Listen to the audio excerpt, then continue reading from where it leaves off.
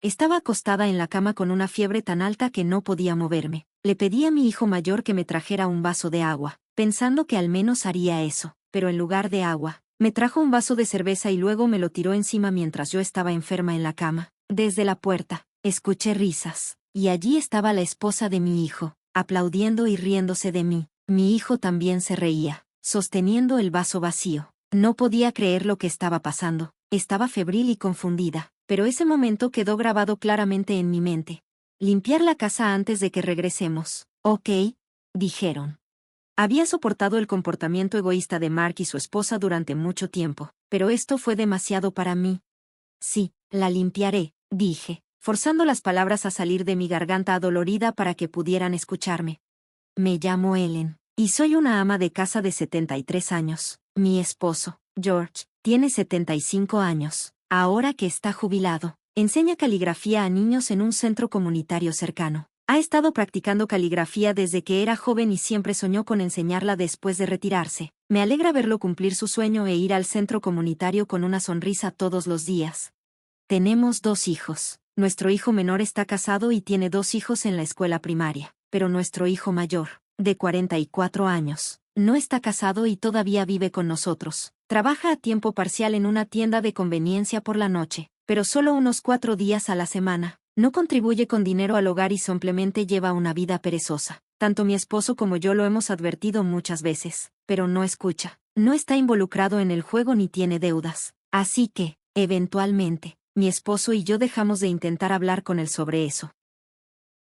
Entonces, un día, de la nada, nuestro hijo mayor anunció de repente, me casé, y trajo a su esposa a casa sin ni siquiera presentárnosla adecuadamente. Ella se mudó como si fuera lo más natural del mundo, y desde ese día tuve que preparar también las comidas para ella. No me importaba cocinar para la esposa de mi hijo, pero ella no ayudaba en nada, ni siquiera a limpiar después de las comidas. No decía gracias, y hasta pedía una taza de café después de la cena. Mi esposo no pudo soportarlo más y advirtió a nuestro hijo y a su esposa con severidad. Después de eso, dejaron de hacer demandas irrazonables cuando mi esposo estaba presente. Sin embargo, cuando él no estaba en casa, mi nuera comenzaba a hacer peticiones como, suegra, por favor, lleve este vestido a la tintorería por mí. Pensé que estaba siendo demasiado egoísta, y cuando la advertí al respecto, mi hijo la defendió. Es solo algo que puedes hacer mientras vas de compras. No seas tan tacaña, decía. Pero nuestro hijo no nos da dinero, aunque lo estamos alimentando a él y a su esposa gratis. Pensé que era injusto que nos pidieran aún más y estaba considerando si hablar con mi esposo al respecto. Sin embargo, no queriendo iniciar una pelea entre mi esposo y nuestro hijo, decidí esperar un poco más y ver qué pasaba. Así que, una vez más, me contuve y llevé la ropa de mi nuera a la tintorería como ella pidió. Mi esposo y yo solemos visitar a la familia de nuestro segundo hijo en Canadá unas 2 veces al año. Planeábamos visitar a la familia de nuestro segundo hijo durante la próxima semana de vacaciones. Los visitamos a menudo, y a veces ellos nos visitan a nosotros también, por lo que nuestros nietos se han vuelto muy apegados a nosotros. Ya habíamos comprado juguetes que a nuestros nietos les encantan como regalos, y planeábamos comprar un pastel enrollado en nuestro camino allá. Cuando los visitamos, generalmente tomamos el tren nocturno en lugar de volar porque disfrutamos del paisaje a lo largo del camino. Ahora que tenemos más tiempo libre, el viaje en tren es más relajante para nosotros. El día antes de nuestro viaje, me sentía inusualmente emocionada y fui de compras después de despedir a mi esposo para su clase regular de caligrafía. En mi camino de regreso, me detuve en una tienda de pasteles que vendía galletas hechas a mano. Pensé que las galletas durarían más que el pastel, así que compré algunas para los nietos. Mientras regresaba a casa, imaginando las caras felices de mis nietos, empezó a lloviznar. Me apresuré a regresar, pero la lluvia se intensificó, así que decidí detenerme en una tienda de conveniencia para comprar un paraguas. Para cuando llegué, mi ropa estaba empapada. Pensé en esperar a que la lluvia se detuviera, pero como ya estaba mojada y quería calentarme con un baño caliente, compré un paraguas y me apresuré a casa. Cuando llegué a casa y estaba a punto de tomar un baño, la esposa de mi hijo mayor entró y dijo, Ellen, ¿estás a punto de tomar un baño? Tengo que salir ahora. Así que déjame usar el baño primero, y por favor empieza a preparar la cena temprano. Luego cerró la puerta del baño. Aunque no es su casa, me cambié de ropa y comencé a hacer la cena, tratando de ignorarla. Mientras cocinaba, comencé a estornudar. Me preocupaba que pudiera resfriarme justo antes de nuestro viaje de mañana. La esposa de mi hijo mayor se quedó en el baño por más de una hora.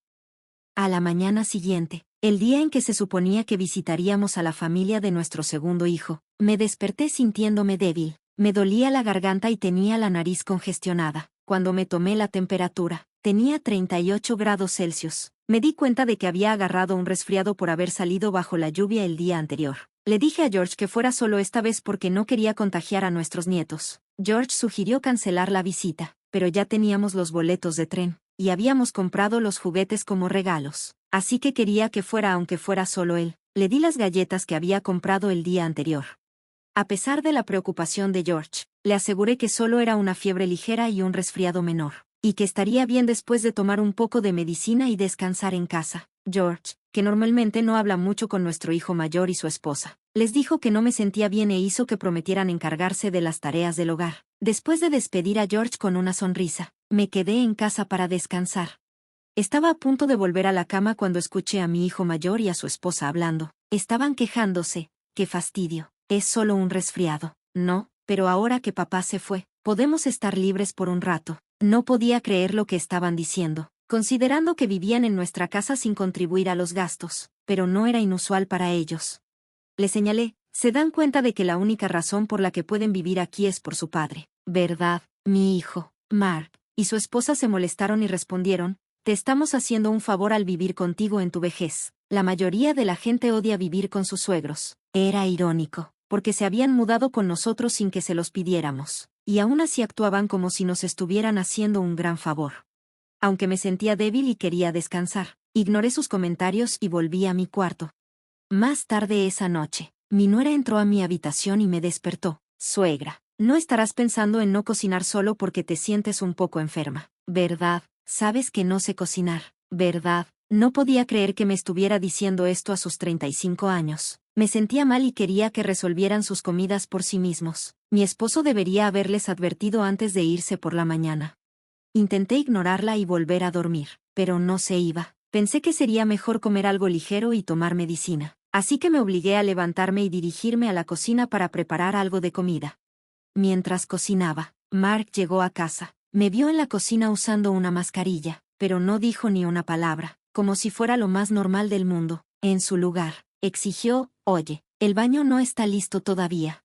Para Mark y su esposa, no importaba si estaba enferma o no, sabiendo que no escucharían de todas formas, y queriendo descansar lo antes posible, terminé de preparar la comida y luego fui a preparar el baño.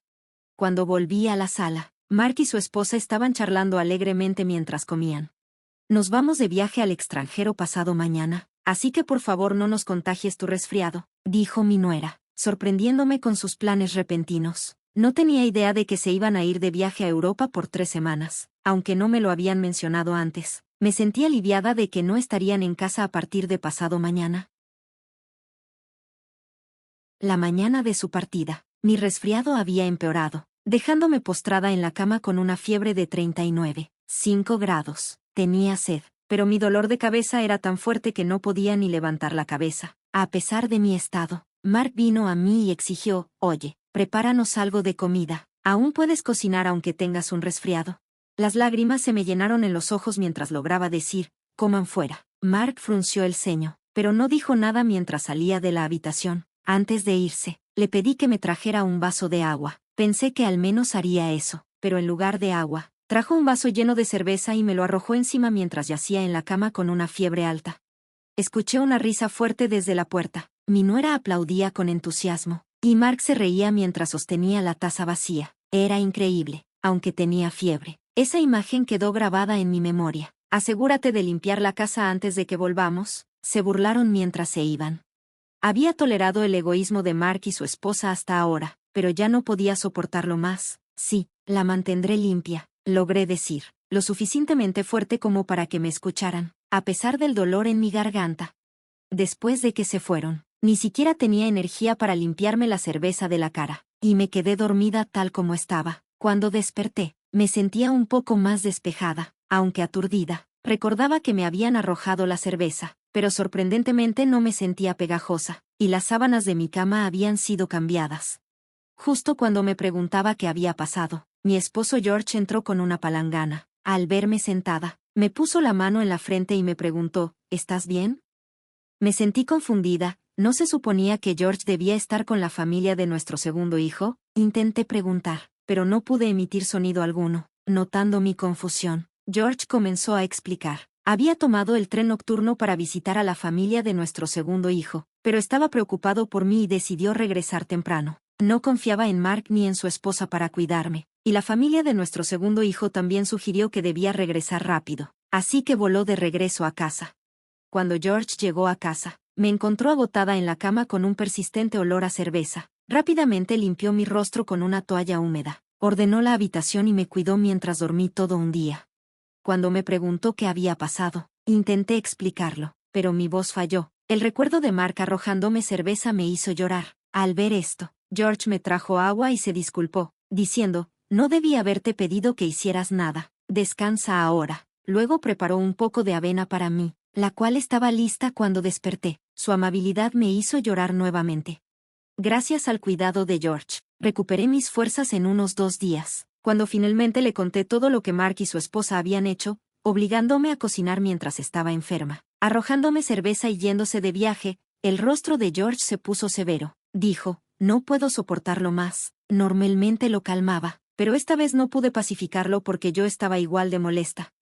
George y yo habíamos estado planeando en secreto construir una nueva casa y nos habíamos mudado a un apartamento de alquiler. Vendimos nuestra casa antigua rápidamente después de que un comprador mostrara interés. Originalmente, pensábamos conservar la casa antigua para Mark y su esposa, pero después de su trato, decidimos no hacerlo.